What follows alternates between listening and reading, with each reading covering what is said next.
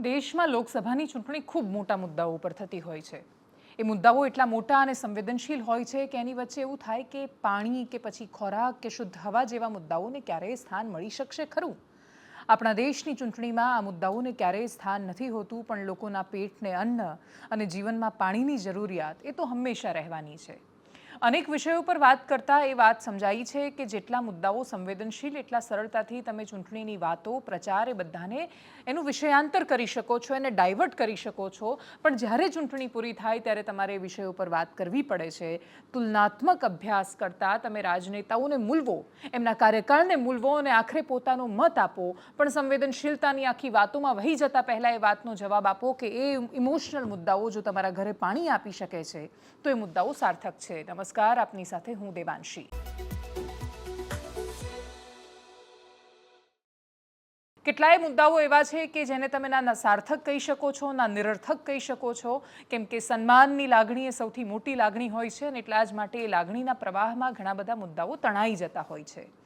ગુજરાત રાજ્યમાં ચૂંટણી છે. દેશના પત્રકારો જ્યારે ફોન કરે તો એ કહે છે કે ગુજરાતમાં તો ક્યાં કવરેજ માટે આવવાની જરૂરત છે, અમને ખબર જ છે ત્યાં તો ચૂંટણી થતી જ નથી, એકતરફી માહોલ હોય છે. ભારતીય જનતા પાર્ટીની ગુજરાતમાં આ રાજનૈતિક જીત છે કે આવું પરસેપ્શન એમણે દિલ્હીમાં બેઠેલા પત્રકારોના મનમાં પણ મૂકી દીધું છે.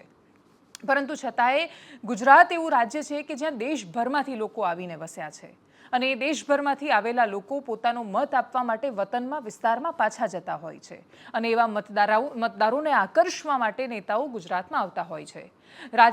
રાજસ્થાનની બાડમેર, જેસલમેર લોકસભા ક્ષેત્ર જ્યાં 3 બાજુનો મુકાબલો થઈ રહ્યો છે. ગુજરાત, રાજસ્થાન, મધ્યપ્રદેશ, ઉત્તર પ્રદેશ, બિહાર, આ બધા જ રાજ્યો એવા છે, હિમાચલ પ્રદેશ, કે જ્યાં ભારતીય જનતા પાર્ટી એક સંતૃપ્ત અવસ્થામાં છે. ગુજરાતમાં જેમ 26માંથી 26 છે એમ રાજસ્થાનમાં ભારતીય જનતા પાર્ટીને 25માંથી 24 અને એક આરએલડી એટલે કે હનુમાન બેનીવાલને એટલે બેઠક મળી હતી કેમ કે એ ભારતીય જનતા પાર્ટી સાથે ગઠબંધનમાં જે તે સમયે હતા. એવી સંતૃપ્ત અવસ્થાની વચ્ચે એક લોકસભા ક્ષેત્ર કે જ્યાં 3 બાજુનો ત્રિપાંખ્યો જંગ થઈ રહ્યો છે અને એમાં એક ચહેરો જે ચૂંટણી લડી રહ્યો છે એ દેશની રાજનીતિમાં ચમકતો સિતારો બનીને ઉભરી રહ્યો છે. એનું નામ રવિન્દ્રસિંહ ભાટી છે. જો તમે દેશની રાજનીતિ અને બાકીના સમાચારોમાં રસ રાખતા હશો તો તમે આ ચહેરા વિશે જાણ્યું હશે. રવિન્દ્રસિંહ ભાટી ગુજરાતની મુલાકાતે હતા. એ પોતે ક્ષત્રિય સમાજમાંથી છે અને એટલા જ માટે ગુજરાતમાં સળગી રહેલા ક્ષત્રિય વિવાદ, પરસોત્તમ રૂપાલા સામેની લડાઈની વચ્ચે એમનું ગુજરાતમાં આવવું સાંકેતિક હતું, પણ એ પોતાની ચૂંટણીમાં રાજસ્થાનના એ મતદારોને આકર્ષવા માટે આવ્યા છે જે લાખોની સંખ્યામાં ગુજરાતમાં છે. અમદાવાદમાં હજારો છે તો સુરતમાં 1 લાખથી વધારે મતદારો એમના લોકસભા ક્ષેત્રમાંથી છે.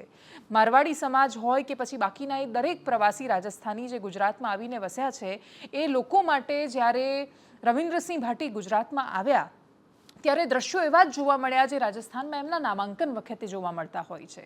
અને એટલે જ વિચાર આવ્યો કે નેતા જ્યારે મુદ્દા પર વાત કરે છે ત્યારે એ વાત સાવ ખોટી છે કે મુદ્દા આધારિત રાજનીતિને જનતા નથી સ્વીકારતી.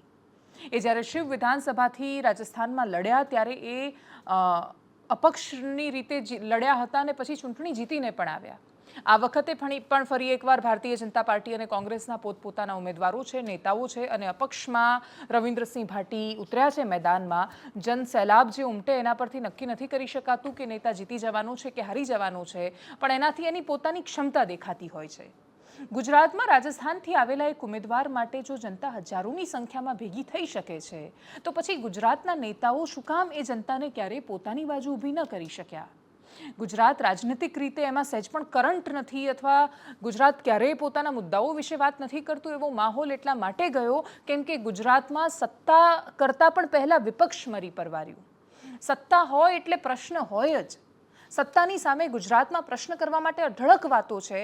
કમનસીબે વિપક્ષે કરંટને સમજીને, એના ચાર્જને સમજીને એ રીતે ક્યારેય વાતાવરણમાં એ મુદ્દાઓને લઈને જ ન ગયું. જે ગુજરાત જાતિ માટે હજારોની સંખ્યામાં લોકો રસ્તા પર ઉતરી જાય છે એ ગુજરાત પાણી માટે, પોતાના વિકાસ માટે, પોતાના અધૂરા પ્રશ્નો માટે, પોતાની રોજગારી માટે, બાકીની સમસ્યાઓ માટે કેમ ક્યારેય રસ્તા પર ન આવ્યું? કેમ કે એને નેતૃત્વ ન દેખાયું. રવિન્દ્રસિંહ ભાટી સાથે વાત કરી ત્યારે મેં એમને પ્રશ્ન પૂછ્યો કે દેશમાં લોકસભાની ચૂંટણી હોય ત્યારે તો નેશનલ મુદ્દાઓ હોય છે, એ બધાની વચ્ચે કોંગ્રેસની પોતાના સ્કેમના મુદ્દાઓ છે, ભાજપની પાસે પોતાના મુદ્દાઓ છે, તમે કયા મુદ્દાને લઈને જશો? ત્યારે એમણે જે જવાબ આપ્યો એ ખૂબ રસપ્રદ હતો. એમણે જે પાણી અને પેટની વાત કરી છે, મને એવું લાગે છે કે દેશના દરેક રાજનેતાએ એ સમજવી પડશે કે ઉપર જે વાતો થાય છે એ હકીકત છે. એ મુદ્દાથી વોટ મળે છે હકીકત છે, પરંતુ સામાન્ય માણસના સામાન્ય મુદ્દાઓ તમે ક્યારે વાત કરશો એની? રવિન્દ્રસિંહ ભાટીને આખો ઇન્ટરવ્યૂ છે અમારી ચેનલ પર ઓલરેડી ઉપલબ્ધ છે, તમે જોઈ શકો છો. પણ બે વિષયો તમને એમની વાત શરૂઆતમાં કરવાનો સૌથી પહેલો આશય એ છે કે નેતા મુદ્દાથી વાત કરે તો રાજસ્થાનના એક ઉમેદવાર માટે ગુજરાતમાં જનતા ભીડ લગાવીને ઊભી રહી જાય છે, તો એ ગુજરાતની જનતા મુદ્દાઓ માટે નથી બોલતી એવું કહેવાનો કોઈને અધિકાર નથી. તમે મુદ્દા નથી ઉપાડ્યા અને એટલા માટે એ જનતા તમારી સાથે નથી ઊભી રહી. ગુજરાતમાં પ્રદૂષણ જેમ આખા દેશમાં છે એમ ગુજરાતમાં પ્રદૂષણનો પ્રશ્ન છે. જેમ આખા દેશમાં એવા વિસ્તારોમાં છે એમ આખા પૂર્વ પટ્ટામાં કચ્છમાં અનેક જગ્યાએ પાણીની સમસ્યા છે. નેતાઓ ક્યારે બોલ્યા એના પર? ક્યારે તમે એ મુદ્દાને પોતાનું રાજનીતિક હથિયાર બનાવ્યું? તમે ક્યારે એવું ઈચ્છ્યું કે નહીં, આ મુદ્દો અમે સોલ્વ કરાવીને રહીશું, ગમે તે થાય આ મુદ્દાનું સમાધાન એ અમારી રાજનીતિ છે?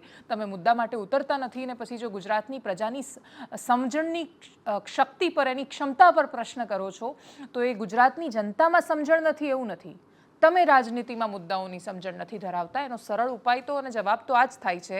અને એટલા જ માટે રવિન્દ્રસિંહ ભાટીને બે પ્રશ્નો, એક તો એક ક્ષત્રિય સમાજમાંથી છે, પુરુષોત્તમ રૂપાલાનો વિવાદ હતો, પ્રશ્ન પૂછાવો જરૂરી હતો, અને પણ સૌથી પહેલાં એ પ્રશ્ન સાંભળીએ જેમાં એમનો જવાબ પાણીને લઈને છે, જે જેસલમેરની જરૂરિયાત છે. સાંભળીએ એમને. सबसे बड़ी चीज की मानना जरूरत है पानी की। पहली तो साहब पीना पानी चाहिए, जीवना अन्न चाहिए, पछे मुद्दा री बात है। आप देश दुनिया री बात वो टाइम कर सको जब आपरो घर मजबूत है। आज तुम्हारो घर ही कमजोर है तो मैं देश दुनिया में मैं अगर बात करूं कि साहब रशिया में ना सही को नहीं हो रहे, यूक्रेन में सही को नहीं है, इजराइल सही को नहीं है, फिलिस्तीन सही को नहीं है, और तो अगलो आदमी पूछे कि साहब बाड़मेर जैसलमेर सही है, तो वाकई लगे कि मिलना लगे कि पेल मारो बाड़मेर जैसलमेर मीना जो भी सुविधा माना मिलनी चाहिए थी, अगर हेल्थ सेक्टर में, एजुकेशन में और जो बेसिक इंफ्रा में माना जो चीज़ें अवेलेबल होनी चाहिए थी वो हाल तक हुई को नहीं है। उमरी बाद में मजबूती में रहा और बाड़मेर जैसलमेर बालोतरा जब मजबूत हो गयो उमरी बाद में देश दुनिया की बात। पानी की समस्या अब तक क्यों कोई सॉल्व नहीं कर पाया वहाँ पर? कई सारा कारण रहा हुआ, कहीं तो सरकार की उदासीनता भी रही, कई बार मिसकम्युनिकेट। आपने बताऊं कि लाडली बार 5 साल कांग्रेस गवर्नमेंट और ऊपर बीजेपी है, तो एक कोऑर्डिनेशन रो एक रहो जिकर कारण हमारा लोग परेशान होया। सरकारां तो आ गई और चली गई, बट सब ज्यादा परेशान जनता हुई। मैं विश्वास बेड़ो कह सकूं आने वाले टाइम रे मीना, आने वाले 5 साल रे मीना कई सारे नए स्कीम्स बना रही है थार रे वास्ते, विशेषकर थार रे वास्ते मैं नई स्कीम्स रो प्लान करा और बढ़िया तरीके में घर घर तक पानी पहुंचावा। एकदम संक्षिप्तમાં ઉદાહરણ કચ્છનું પણ આપવું છે અને છોટાઉદેપુરનું પણ આપવું છે. હું હમણાં જ કચ્છ જઈને આવી અને કચ્છમાં જ્યારે હું પહોંચી ત્યારે કચ્છના એકદમ સરહદી વિસ્તારમાં, એટલે જેમ કે એક ખાલી ધોરડો ગામની વાત નથી કરતા, ધોરડો સિવાય પણ અનેક ગામ, એવું નથી કે ત્યાં સમસ્યા નથી. પાણી એટલે ત્યાં તો તરસ માટે, પાણી માટે ઝંખે છે કચ્છ. કચ્છ એ આખો રણનો વિસ્તાર છે, રણના રંગો સુંદર છે. પ્રવાસી તરીકે તમે જ્યારે પાણીની બોટલ ભરીને જાઓ છો પોતાની સાથે ગાડીમાં તો તમને બહુ સુંદર લાગે છે. પણ જ્યારે વીરડા ખોદીને પાણી માટે તરસતા લોકોની આંખોમાં તમે જુઓ, આજે પણ કચ્છનો એક હિસ્સો એવો છે કે જ્યાં હજી તરસ છે, જ્યાં હજી પાણી નથી પહોંચ્યું, એ લોકો ઝંખી રહ્યા છે. પાણી એ એમની ઝંખના છે, એમની પેઢીઓ માટે એ સપનું છે. એ ગામનો દીદાર બધું તમને બતાવીશું, પણ એના સિવાયનો મોટા ભાગનું કચ્છ જ્યાં નર્મદાનું પાણી પહોંચી ગયું છે. અને નર્મદાનું પાણી પહોંચતા ત્યાં કેટલી ટાઢક થાય છે એ તો તમે એ લોકોને જઈને પૂછો. કચ્છમાં જાઓ તો તમને થાય કે કચ્છ શું કામ સરકારને એનું પુનરાવર્તન ન કરે, કચ્છ શું કામ લોકસભામાં વોટ ન કરે સરકારના પક્ષમાં, એ પ્રશ્ન ઊભો થાય એટલા માટે કેમ કે જ્યારે તમારું પેટ ઠરે છે, વિકાસ પહોંચે છે, ત્યારે બધી જ વાતો ત્યાં પલટાઈ જતી હોય છે. સરકાર ધારે તો શું કરી શકે, સરકાર ધારે તો કેવી રીતે પરિવર્તન કરી શકે, સરકાર ધારે તો કેવી રીતે આખી તાસીર અને તસવીર બદલી શકે, એ તમારે જોવું અને સમજવું હોય તો તમારે કચ્છમાં જવું જોઈએ. પણ એ જ ઈચ્છા શક્તિ છોટાઉદેપુરમાં ન પહોંચે એ પણ અમે જોઈ છે. ગુજરાતમાં નર્મદાનું પાણી કચ્છ સુધી પહોંચ્યું છે, પણ નર્મદા પ્રવેશ હાંફેશ્વરથી કરે છે, જે ગુજરાતના છોટાઉદેપુર જિલ્લાના કમાઠ તાલુકામાં આવેલું છે. હાંફેશ્વર ગુજરાતનો અતિશય રણિયામણો પ્રદેશ છે. એ જગ્યા બહુ સુંદર છે, ત્યાં તમને સાગર જેવી નર્મદા દેખાય, તમે જુઓ ને તમારું મન ખુશ થઈ જાય. પણ ત્યાં જ આજુબાજુના બાળકો સુધી પહોંચો તો ત્યાં શિક્ષણની સમજ, પાણી માટે બેડા ભરતી સ્ત્રીઓ, અનેક સમસ્યાઓ તમને દેખાય ને તમને લાગે કે આ ગુજરાત બહુ જ અલગ છે, આ ગુજરાતે છે જ નહીં જેની આપણે અપેક્ષા રાખી છે કે જે આપણે જોયું છે. અને એટલા જ માટે રાજકીય ઈચ્છા શક્તિ કચ્છને બદલી શકે છે અને ઈચ્છા શક્તિ સૂઈ જાય અને આખી રાજનીતિ એક અલગ જ વિષયો અને અલગ જ મુદ્દાઓ પર જતી રહે ત્યારે એ તમને છોટાઉદેપુર પણ બનાવી શકે છે. નક્કી નેતાઓએ કરવાનું છે કે એમણે પોતાના પ્રદેશને કચ્છ જેવો બનાવવો છે કે જ્યાં પાણી નથી અને છતાંય પાણી પહોંચે છે, કે તમારે તમારા પ્રદેશને છોટાઉદેપુર જેવો બનાવવો છે કે જ્યાં અઢળક મર્યાદિત અને અસ્ખલિત વહેતો નર્મદાનો પ્રવાહ છે પરંતુ છતાંય ત્યાં તરસ છે, ત્યાં છતાંય ઉનાળામાં વીરડા ખોદતી સ્ત્રીઓ છે, ત્યાં ઘરે ઘરે પહોંચેલા નળ છે પણ નળમાંથી જળ ક્યારે આવશે એ જોઈને આંખોમાંથી વહેતું જળ છે. અને એટલા જ માટે પ્રશ્નો તો અઢળક છે. એ બધા પ્રશ્નોની વચ્ચે આપણી રાજનીતિ ક્યાં ડાયવર્ટ થતી હોય છે એનું સૌથી મોટું ઉદાહરણ હમણાં ચાલી રહ્યું છે. પરસોત્તમ રૂપાલા પોતાની આખી ચૂંટણી શેના પર લડવાના છે? તો એ આખી ચૂંટણી જાતિ પર લડાશે. એવું નથી કે જાતિ પર ચૂંટણીઓ નથી લડાતી. વર્ષોથી આપણા દેશમાં જાતિને ધર્મ પર જ ચૂંટણી થતી આવી છે. ગુજરાત રાજ્ય ખૂબ વિકસિત છે. આપણી પાસે સરખામણીએ જોઈશું બાકીના રાજ્યોમાં અને અમે એ સરખામણી તમને ગ્રાઉન્ડ ઝીરો પર જઈને બતાવીશું આગળ જતાં. અલગ અલગ રાજ્યોમાં પહોંચીને બતાવીશું. પણ હકીકત એ છે કે સરખામણીએ જોઈએ છીએ તો આપણી પાસે ગુજરાત રાજ્યમાં ઘણું બધું છે બતાવવા માટે. પણ એનો મતલબ એ નથી કે ગુજરાતની રાજનીતિ જાતિ આધારિત નથી રહી. આપણા તો આખા મુદ્દાઓ એની આજુબાજુ થઈ રહ્યા છે. આ વખતે રાજકોટમાં સંભવતઃ પરેશ ધાનાણી પણ કદાચ ચૂંટણી લડી શકે. ભલે એના પહેલાં ના પાડી ચૂક્યા છે અને ના પાડતી વખતે એમણે એવું કહ્યું હતું કે ભાઈ મેં હા ક્યારે પાડી હતી ચૂંટણી લડવાની કે ના પાડવાનો પ્રશ્ન થાય છે. વાતાવરણ બદલાયું છે. નેતાઓ આક્રમક બન્યા છે. કોંગ્રેસમાંથી પરેશ ધાનાણી ખૂબ આક્રમકતા સાથે પરસોત્તમ રૂપાલા પર સતત પ્રહાર કરી રહ્યા છે. પરસોત્તમ રૂપાલા પણ અમરેલીથી ચૂંટણી લડવા માટે રાજકોટ ગયા છે. તો તમે એ સંભાવનાઓને નકારી ન શકો કે પરેશ ધાનાણી પણ ચૂંટણી લડવા માટે રાજકોટમાં જઈ શકે છે. વાતાવરણ 2014 અને 19 જેટલું ભારતીય જનતા પાર્ટી માટે સરળ નથી, પરંતુ ભારતીય જનતા પાર્ટી પાસે સંગઠનની અદ્ભુત તાકાત છે જે પહેલાં નહોતી, સરખામણીએ નહોતી. CR પાટીલના ગુજરાત ભાજપના પ્રદેશ પ્રમુખ બન્યા પછી સંગઠનની દ્રષ્ટિએ તો ઘણી બધી તસવીરો બદલાઈ ગઈ છે. આપણે બધા સતત જોઈ રહ્યા છીએ. અને આ વાતાવરણની વચ્ચે ભારતીય જનતા પાર્ટીમાં ચૂંટણી સંગઠન લડવાનું છે. કેન્દ્ર સરકારની યોજનાઓ કેવી રીતે પહોંચી, કેવી રીતે તમારું નસીબ બદલાયું ને બધી વાતો એ સંગઠન પહોંચાડવાનું છે. પણ રાજકોટમાં પરસોત્તમ રૂપાલા આ માહોલની વચ્ચે પાટીદારો સુરતમાં સત્કાર સમારોહ રાખે છે એમાં જાય છે અને ત્યાં જઈને જે ભાષણ આપે છે અથવા એ જ્યારે બોલતા હોય છે કે પાઘડી બંધ આવી જજો, ત્યારે ઘણી બધી એની વાતો તળપદો શબ્દ છે અને એટલા માટે એનો અર્થ શું થાય છે એ આખો અલગ વિષય છે કે બધા પુરુષો આવી જજો અને તમારે શું કોઈ તૈયારીએ જવાનું છે, ના રણમાં જવાનું છે. અને છતાંય જે કહેવામાં આવે છે તો રાજકોટ તો રણ બની ગયું છે અને એ રણ સંગ્રામમાં દરેક લોકો પોતપોતાની તાકાત બતાવવા માટે આમાંદા છે. બધા જ લોકોએ તૈયારી કરી રહ્યા છે. ધંધુકામાં ક્ષત્રિય સમાજનું સંમેલન હતું. ખૂબ આક્રમકતાથી શબ્દો કહેવામાં આવ્યા. પરેશ ધાનાણીએ મહુવામાં જ્યારે ભાષણ આપ્યું ત્યારે એમણે એવું કહ્યું કે જ્યાં હળી નહોતી કરવાની ત્યાં હળી કરીને તમે હોળી કરી, હવે બાપુ બરાબરના બગડ્યા છે. આ જ્યારે બોલી રહ્યા હતા ત્યારે એમને ખબર હતી કે એક ગુજરાતના કોઈ પણ ખૂણામાં રહીને આ બોલે એનો કરંટ રાજકોટ પહોંચવાનો છે. ક્ષત્રિય સમાજ હજુ પણ ભારતીય જનતા પાર્ટી સતત આ વાતને ઇગ્નોર કરી રહી છે. આ મુદ્દો છે જ નહીં એ રીતે કામ કરી રહી છે અને તો પણ સમાજ સતત લડી રહ્યો છે. હું આ જ્યારે રેકોર્ડ કરી રહી છું ત્યારે આ ક્ષણે પણ ગુજરાતના અનેક જિલ્લાઓમાં એક સાથે સંમેલનો નીકળતા હશે. એ બધાની વચ્ચે ઘણા નેતાઓ છે કે જેમણે આ મુદ્દામાં ના કૂદી પડવું જોઈએ એ લોકો પણ કૂદી પડે છે. ભારતીય જનતા પાર્ટી યુવા મોરચાના પ્રશાંત કોરાટ હોય કે પછી ધારાસભ્ય બાબુ જમના પટેલ ખૂબ દિગ્ગજ નેતા છે, ઉદ્યોગપતિ છે, પાટીદાર સમાજના અગ્રણી છે. સમાજના અગ્રણી હોવાના નાતે બોલ્યા કે ધારાસભ્ય કે ભાજપના નેતા હોવાના નાતે કયા નાતે બોલ્યા એ ખબર નથી, પણ બોલ્યા. પછી હું નથી બોલ્યો એવું કહ્યું, પછી કહ્યું કે છાપાવાળાએ ખોટું ખોટું ચલાવ્યું છે, પછી માફી માંગી. એવું બોલવું જ શું કામ કે જ્યાં તમારે માફી માંગવી પડે અને માફી માંગવાથી કોઈ નાનું નથી થઈ જતું. એટલે એટલીસ્ટ નેતાઓ તરત એ વાતની એટલીસ્ટ માફી માંગી રહ્યા છે. આખા ગુજરાતમાંથી અલગ અલગ તસવીરો સામે આવી છે, બહુ જ વિસ્તારથી છે અને એટલે જ પરેશ ધાનાણી અમરીશ ડેર પર પણ કશુંક બોલી રહ્યા છે, રૂપાલા પર પણ આક્ષેપ કરી રહ્યા છે. બાબુ જમના પટેલનો પણ ઓડિયો વાયરલ છે જેમાં એ માફી માંગી રહ્યા છે. અને એ સિવાય ક્ષત્રિય સમાજના નિવેદનો તો છે જ કે જે આક્રમકતાથી ભરેલા છે. કોઈ પરસોત્તમ રૂપાલાની ઠાઠડી કાઢવા સુધીનો વિરોધ કરી રહ્યું છે, તો કોઈ એમના વિશે બેફામ બોલી રહ્યું છે, કોઈ કહી રહ્યું છે એમના પત્નીને ટિકિટ આપો, કોઈ કહે છે કોઈ પરિવારમાંથી જ ન હોવું જોઈએ. ટૂંકમાં મામલો આજે પણ ગરમાયેલો છે. જે ભાષણો થકી ગરમાયેલો છે એ બધાને સાંભળીએ એકદમ સંક્ષિપ્તમાં. ગુલાબ પાટીલ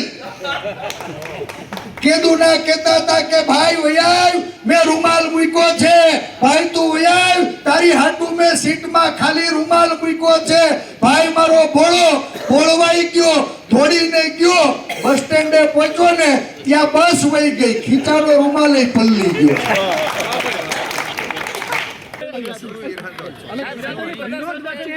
સંમેલન યોજાશે શું કહેશો? તમને કોણે કીધું સંમેલન યોજાવાનો છે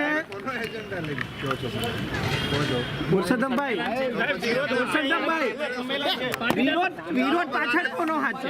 સમાજના આગેવાનો સાથે મીટિંગ વિરોધ પાછળ કોનો હાથ છે? તમને શું લાગી રહ્યું છે? પણ મહાસંમેલનમાં હું જરૂર બોલીશ, તમે કલ્પના ન કરી હોય એવું બોલીશ. મરવા માટે મારે 2 જગ્યા પસંદ કરી છે. એક ભૂચરમોરીમાં પાડીઓ થવું છે અને અહીંયા મારા ખોડિયાર પાસે મૂકજો, કદાચ હું હોઉં કે ન હોઉં. બસ આ મારું સપનું કયો. મરવાનો છે વાત બાકી છે. 3 કલાક પૂજા કરું છું માતાજીની, રોજ મોત માંગુ છું, પણ એમાં કોરોનામાં નહીં, એક્સિડન્ટમાં નહીં, એટેક આવે અત્યારે આવે એટેક, પણ સમાજની સેવા કરતા કરતા મારા છેલ્લા શબ્દો મારા સમાજ યાદ કરે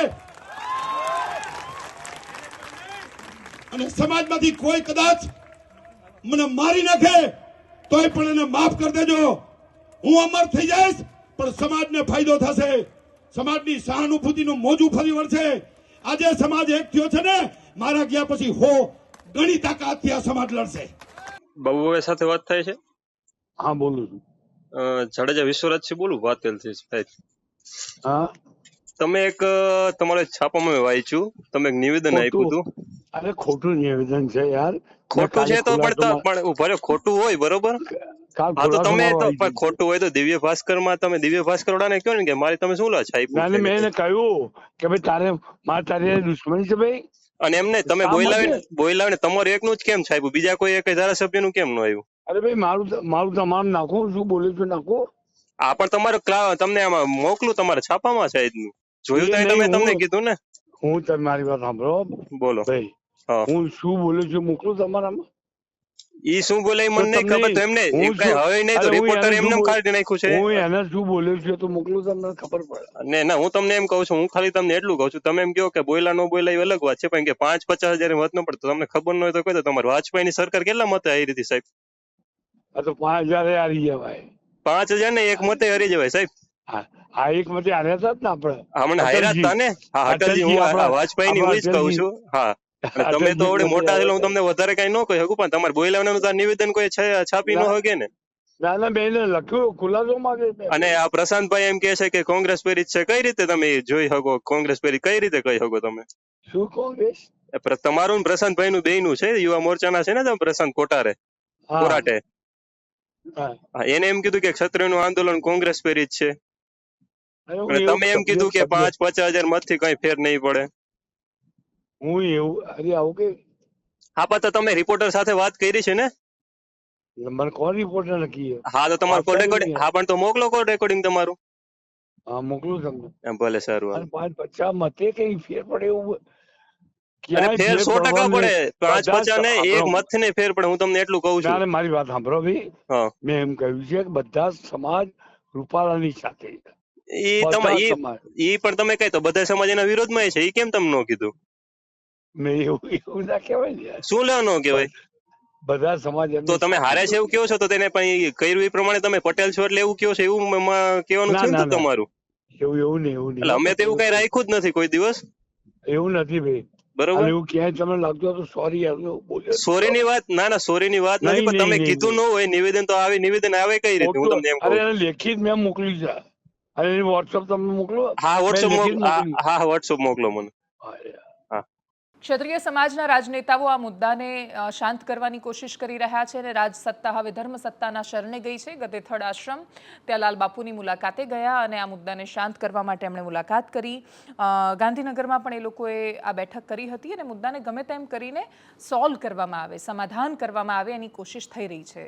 સમાધાનનો ચાન્સ ગુમાવી ચૂકી છે ભારતીય જનતા પાર્ટીએ, કહેવું એટલા માટે વહેલું થશે કેમ કે હા પ્રયત્નો બહુ વહેલા થવા જોઈતા હતા. આ મુદ્દાને લાઇટલી નહોતો લેવાનો અને ખાસ તો પરસોત્તમ રૂપાલાએ જે શૈલીમાં બે વાર માફી માંગી, એ શૈલી જે પણ સાંભળે છે, જે લોકોએ એમના ભાષણને સાંભળ્યું ને પછી એ બે માફીને સાંભળી, તો બધાને ખબર હતી કે પરસોત્તમ રૂપાલાને દિલથી એવી લાગણી નથી કે એમનાથી કશું ખોટું બોલાઈ રહ્યું છે. એકવાર એ કહી રહ્યા છે કે મને બધા આગેવાનોએ કહ્યું એટલે માફી માંગુ છું, એકવાર એ કહી રહ્યા છે કે પાર્ટીને નુકસાન થાય એટલે બે હાથ જોડીને માફી માંગુ છું. આશય માફી માંગવાનો હોય તો દિલથી માફી માંગી હોત તો કદાચ ચિત્ર બદલાઈ ગયું હોત, પણ એવું કશું થયું નથી. ધર્મસત્તાને પહેલાં વચ્ચે રાખવાની જરૂર હતી, કેમ કે રાજનેતાઓ ભલે આજે ભૂલી ગયા હોય, પણ આ દેશની સંસ્કૃતિ કહે છે કે સૌથી ઉપર, રાજસત્તાની ઉપર પણ જો કોઈ દંડ રહ્યો હોય તો એ ધર્મદંડ રહ્યો છે, અને કાયદાને આપણે ધર્મ માનીએ છીએ તો ઘણી બધા દ્રષ્ટિકોણથી એના અર્થ થાય છે. પરંતુ જ્યારે ધર્મ સાથે સંકળાયેલા લોકો, જેના પર બધાની શ્રદ્ધા છે, એ લોકો આવીને સમાધાન પર વાત કરે છે, ત્યારે બે આંખોની શરમ રહેતી હોય છે. એ શરમ કદાચ ના રહી. હવે કેવી રીતે આને સોલ્વ કરવાની કોશિશ થાય છે એના પર નજર રહેશે. છેલ્લે આગળ વાત થરાદની કરીએ, બનાસકાંઠાની કરીએ. લોકસભા બેઠકની ગેનીબેન ઠાકોર પ્રચંડ પોતાનો પ્રચાર કરી રહ્યા છે, અદ્ભુત રીતે પ્રચાર કરી રહ્યા છે, અને એમણે માહોલ બનાવ્યો છે. તમારે ભારતીય જનતા પાર્ટીના સંગઠનની સામે લડવાનું છે, તમારે એક લહેરની સામે વિરોધ દિશામાં જઈને પોતાની જગ્યા બનાવવાની છે, અને એટલા જ માટે ત્યાં રેખાબેન ચૌધરી કેટલા મહત્વના કોઈ પ્રશ્ન રહેતો જ નથી. ત્યાં બહુ જ મોટી તાકાત, ત્યાં શંકર ચૌધરીની તાકાત છે, ત્યાં ભાજપના સંગઠનની તાકાત છે, અને ત્યાં હવે જ્યારે પ્રધાનમંત્રી મોદી પહોંચશે ત્યારે એમની તાકાત પહોંચવાની છે. એક પછી એક નેતાઓ ભાષણમાં જઈ રહ્યા છે. બનાસકાંઠામાં આજે મુખ્યમંત્રી પહોંચ્યા હતા, હવે ભૂપેન્દ્રભાઈ ત્યાં પહોંચીને એક માહોલ સેટ કરે છે. એ બધા માહોલની વચ્ચે તમારે ખાસ ધ્યાન રાખવાનું હોય કે એવું કશું તો ન જ થવું જોઈએ જેના કારણે એ પ્રચાર પર ઘણી બધી અસર થાય, પરંતુ થયું. ગુલાબસિંહ રાજપૂત ગેનીબેનની સાથે સતત હોય છે, થરાદના પૂર્વ ધારાસભ્ય છે, યુવા અને જુજારુ નેતા છે. એમના દાદાનો એક સમય જબરદસ્ત દબદબો રહ્યો છે, અને એ ક્ષેત્રની સાથે એમના સંબંધો પણ બહુ સારા રહ્યા છે. પરંતુ એમણે એક સામાજિક કાર્યક્રમમાં પૂછ્યું કે બનાસ ડેરીનો કંઈ ભાવ વધારો દૂધનો મળ્યો હોય તો કહેજો, અને સભાની વચ્ચે ઠાકરશીભાઈ જે નેતા છે, જે વ્યક્તિ છે, બોલી રહ્યા છે કે ભાઈ અમને તો મળ્યો છે. એના પછી બીજો એક વિડીયો શંકર ચૌધરી પોતાના પ્લેટફોર્મ પર મૂકે છે, અને પછી એ મહિલાઓને પૂછે છે કે દૂધનો ભાવ વધારો મળ્યો. જવાબમાં મહિલાઓ હા પાડે છે, તાળીઓના ગડગડાટથી સભા ગુંજી ઉઠે છે. તસવીરો ખૂબ મેટર કરતી હોય છે, અને એ પણ એવા સમયમાં દરેક ક્ષેત્રની પોતાની સમસ્યાઓ હોય છે. ગેનીબેનની પાસે લડવા માટે ઘણા બધા મુદ્દાઓ હતા, પણ જ્યાં સારું થયું હોય ત્યાં તો તમારે સારું માનવું જ પડે. તમે એ વાતને જ્યારે ખોટી રીતે પ્રસ્થાપિત કરવાની કોશિશ કરો તો પ્રશ્નો થાય. બનાસ ડેરીની તો ખુલ્લામાં પેલી મિટિંગ, આખી જનરલ મિટિંગ, જે વાર્ષિક સાધારણ સભા થાય, એ તો ખુલ્લામાં થાય છે, ખુલ્લામાં પ્રેઝન્ટેશન અપાય છે, કેટલો ભાવ વધારો, શું, ખાસું બધું બહુ ટ્રાન્સપરન્સીથી થયું છે. એટલે એ પારદર્શિતાની વચ્ચે તમે જ્યારે આ પ્રકારના સ્ટેટમેન્ટ આપો છો તો એનાથી એવી તસવીરો બની જતી હોય છે કે જ્યાં એવું લાગે કે હવે માહોલ અહીંયા ટર્ન લઈ રહ્યો છે. તો એ પ્રકારના દ્રશ્યો સામે આવ્યા.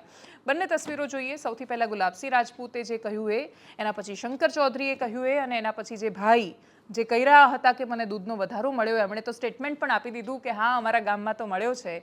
એમને પણ સાંભળીએ. ઠાકરજીભાઈ કોઈને દૂધનો વધારો આવ્યો તો કો પાછો જો આવ્યો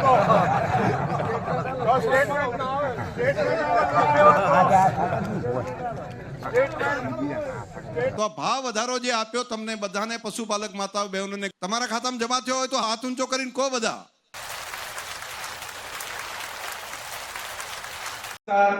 મારું નામ રબારી ઠાકરસિંહભાઈ મકડાલા. 2 દિવસ પહેલા સામાજિક પ્રસંગની અંદર ગુલાબસિંહભાઈ રાજપૂત દ્વારા મને પૂછવામાં આવ્યું કે તમને દૂધ વધારો મળેલ છે, ત્યારે મેં કહેલ કે હા મને મળેલ છે. મારા નાનકડા ગામમાં દૂધ મંડળી દ્વારા 2,31,78,328 જેટલો પશુપાલકોને દૂધ વધારો આપેલ છે. એટલે જે દૂધ ભરાયું છે, દૂધના પૈસા આવ્યા છે અલગ, પરંતુ 30% જેટલો દૂધ વધારો મારા ગામમાં બનાસ ડેરી દ્વારા ચૂકવેલ છે. અને બનાસકાંઠા જિલ્લાની જો વાત કરીએ, બનાસકાંઠા જિલ્લામાં 1965 કરોડ જેટલી માતબાર રકમ પશુપાલન ખેડૂતોના ખાતામાં દૂધ વધારા પેટે આપેલ છે. બનાસ ડેરીના સુશાસન વહીવટમાં પહેલો બનાસ ડેરી પત્ર લખે કે તમારે આટલો દૂધ વધારો આવશે, અને ત્યારબાદ ઓનલાઈન ગ્રાહકના ખાતામાં દૂધ વધારો આવે. બનાસકાંઠાની જીવાદોરી સમાન આ બનાસ ડેરીના માધ્યમથી જિલ્લાના ખેડૂત પશુપાલકોને આર્થિક સદ્ધરતાનું માધ્યમ મળ્યું છે એ બદલ બનાસ ડેરીના ચેરમેન શ્રી અને સંચાલક મંડળનો હું ખૂબ ખૂબ આભાર માનું છું. રાજનેતાઓનું આ જ રીતે ઘણીવાર મોએ થઈ જતું હોય છે, તો ગુલાબસિંહનું એ રીતે થયું. જો કે છતાં પણ બનાસકાંઠામાં ગેનીબેન એટલીસ્ટ એ લોકસભા ક્ષેત્રને રસપ્રદ તો બનાવી રહ્યા છે. બનાસકાંઠા, ભરૂચ, વલસાડ, ભરૂચમાં ચૈતર વસાવા દમથી લડી રહ્યા છે, વલસાડમાં અનંત પટેલ દમખમથી ચૂંટણી લડી રહ્યા છે. અને નેતાઓ જ્યારે દમખમથી ચૂંટણી લડે તો આ બધા નેતાઓએ તો પોતાના દમ પર લડવાનું છે. ના આમ આદમી પાર્ટી, ના કોંગ્રેસ, કોઈની પાસે સંગઠનની તાકાત નથી, કોઈની પાસે બૂથ પરના પ્રમુખોને એવા કાર્યકર્તાઓ નથી કે જે લોકો એમના માટે નીકળવાના હોય કે એમના માટે લડવાના હોય. ત્યાં તો તમારે બીજા 10 માણસોને દરરોજ મનાવવાના હોય છે. એટલે ભાજપના ઉમેદવાર કરતાં લાખ ગણી મહેનત આ નેતાઓના ફાળે આવે છે, ને છતાં એ લોકો આ કરીને લડી રહ્યા છે. અને એનો મતલબ કોંગ્રેસની પાસે આજે પણ રાજનેતાઓ સરખામણીએ ખૂબ સારા છે, જુજારુ છે, લડવાવાળા છે, સંઘર્ષ કરવાવાળા છે. એમની પાસે જે પ્રેરક બળ બાકીના નેતાઓનું, કેમ કે ભારતીય જનતા પાર્ટી તો હમણાં નરેન્દ્ર મોદીને મેદાનમાં ઉતારી દેશે, સૌથી મોટા સ્ટાર પ્રચારક એમની પાસે છે. એની સામે કોંગ્રેસ કયા નેતાઓને એના કાઉન્ટરમાં મૂકશે એ વાતનો જવાબ નથી. અને આની સામે કોણ, એ વાત જ્યારે આવી જાય ત્યારે આખો મામલો પલટાઈ જતો હોય છે. વર્ષોના અનુભવ પછી 2014, 19 ને પછી 24 વચ્ચેની અનેક વિધાનસભાની ચૂંટણીઓ, એના પછી પણ જો તમને આટલા વર્ષે પણ તોડ ન મળતો હોય તો તમારે સમજવું પડે કે આ રાજનીતિ પાર્ટ ટાઈમ પોલિટિક્સનો વિષય હવે રહ્યો નથી. આગળ એકદમ સંક્ષિપ્તમાં વાત, ભારતીય જનતા પાર્ટી અત્યારે શું કરી રહી છે, તો એમનું બૂથ પ્રમુખનું સંમેલન ચાલે છે. અને જે રીતે આખું કહ્યું કે ત્યાં ઉમેદવાર પંચમહાલમાં, દાહોદમાં, છોટાઉદેપુરમાં ઘણીવાર તો લોકોને યાદ પણ નથી રહેતો કોણ ઉમેદવાર, એ લોકો જોતા નથી. બસ બૂથના લોકો પોતાના બૂથને મેનેજ કરી લે, એના પછી એવા બૂથ પ્રમુખોને ઉપરના લોકો, એના એક હેરાર્કી એ રીતે સેટ કરી છે. એ બધાની વચ્ચે ભાજપ ખૂબ સ્ટ્રેટેજી સાથે ચૂંટણી લડે છે. હવે એ સ્ટ્રેટેજી કે છુપી છે, રણનીતિ કે એકદમ સિક્રેટ છે ભાજપનું ને કોઈને ખબર જ નથી, એવું નથી. એક ખુલ્લું રહસ્ય છે. બધા જાણે છે કે ભાજપ કેવી રીતે ચૂંટણી લડે છે અને ખાસા સમયથી જાણે છે. 2022માં 156 જે સીટ આવી એ આખું ઓપન સિક્રેટ છે. CR પાટીલે તો બહુ ખુલ્લેઆમ કહી દીધું છે કે આ રીતે અમે ચૂંટણી લડીએ છીએ અને જીતીએ છીએ. જો તમે સામે એટલી મહેનત નથી કરી શકતા તો તમે સત્તાને સવાલ કરશો કે પછી એક પ્રશ્ન પોતાને કરશો. વિપક્ષ કરતાં ઘણીવાર અમને એવું થાય કે અમે લોકો એમની ભૂમિકામાં વધારે હોઈએ છીએ. પત્રકારો વિપક્ષ કરતાં વધારે આક્રમક થઈને પ્રશ્નો પૂછતા હોય છે, પરંતુ ખાલી પ્રશ્નો પૂછવા નહીં, એ પ્રશ્નોને નિરાકરણ સુધી પહોંચાડવા, એ વિષય પર વારંવાર વાત કરવી, એ બધી વાતો ચૂકાઈ જતી હોય છે. સૌથી મોટી વાત રણનીતિની હોય છે. રણનીતિ કેવી રીતે થાય છે, બુથ પ્રમુખના સંમેલન કેવા હોય છે. પંચમહાલ, છોટાઉદેપુર, દાહોદમાં CR પાટીલ હતા, બનાસકાંઠામાં મુખ્યમંત્રી હતા. અને એ બૂથ પ્રમુખોને જાણે એવું લાગતું હતું કે એ બીજું એક કેમ્પેન. આજે જ મેં એક કારની પાછળ જોયું કે જ્યાં લખેલું હતું કે આ કારની અંદર મોદીનો પરિવાર છે. આજે જ ભાજપે પત્રકાર પરિષદ કરી છે કે મોદીના પરિવારનું સંમેલન યોજાવા જઈ રહ્યું છે અને એટલા જ માટે એક વિષય એમને વિપક્ષ તરફથી મળી ગયો છે અને હું મોદીનો પરિવાર એવા સેન્ટિમેન્ટ પર આખી ચૂંટણી લડાઈ રહી છે. આ બૂથ કાર્યકર્તા સંમેલનમાંથી, બૂથ પ્રમુખ સંમેલનમાંથી શું તસવીરો સામે આવી, CR પાટીલે શું કહ્યું, એકદમ સંક્ષિપ્તમાં સાંભળીએ. તમારા બૂથમાં કોઈ પ્રદેશ અધ્યક્ષ રહેતો હશે ને, એ પણ બૂથ પ્રમુખના હાથ નીચે જ આવી જાય. એ ધારાસભ્ય હશે, મંત્રી હશે, પદાધિકારી હશે, જિલ્લાના પ્રમુખ હશે, કોઈ પણ હશે, પણ કોઈ પણ બૂથમાં એ રહેતો હશે, બૂથના પ્રમુખના કહેવા મુજબ જ એને ત્યાં કામ કરવું પડે.